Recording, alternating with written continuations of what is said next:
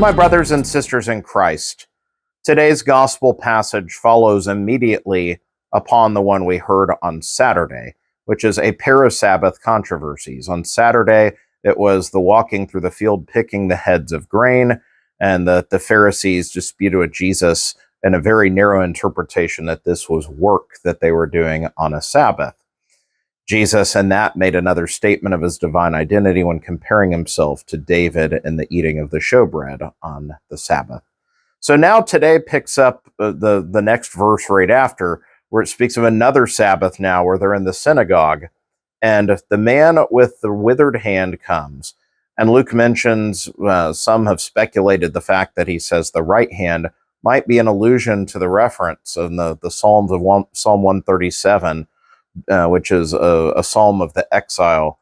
As I sit in Babylon by the river, if I forget you, Jerusalem, let my right hand wither.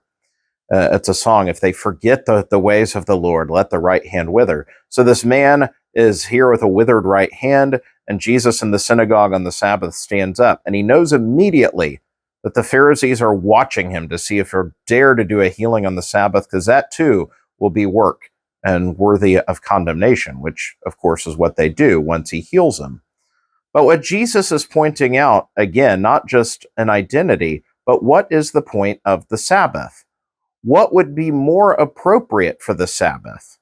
Which the whole point of the Sabbath for them, for us, is to rest, to be set free from the labors and burdens, to turn our sight more clearly to the things of God. It's the day of rest to rest in God.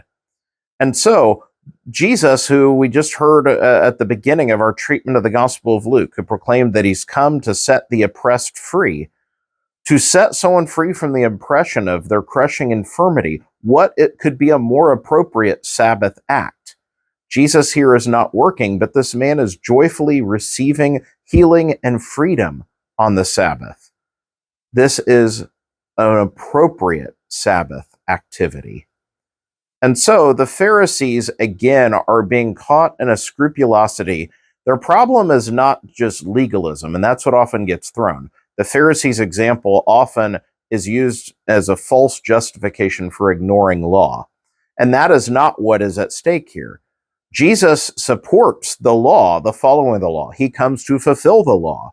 But the problem of the Pharisees is their spirit of scrupulosity and observance of the law has blocked it from the law actually manifesting its proper end.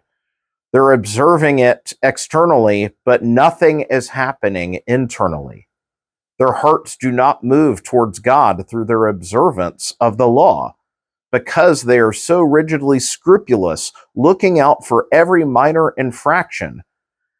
The best comparison I can make of this that might relate to some Catholics, and this comes from a priest, as you know me, that I take the liturgy extremely seriously.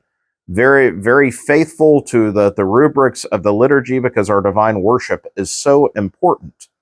And so I do not support the violation of the rubrics of the liturgy. We're supposed to do as the church asks.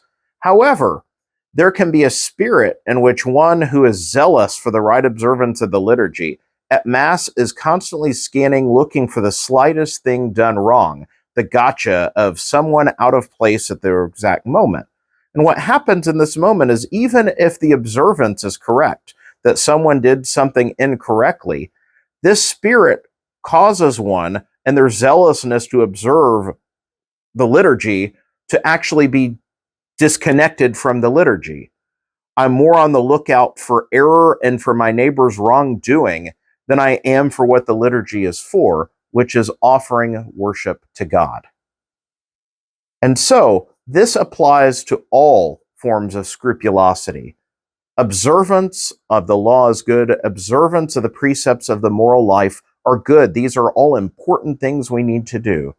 But when we become so scrupulous that we cut ourselves off from what God is trying to do for us, then it defeats the purpose of the law and the moral life that we're trying to follow in the first place.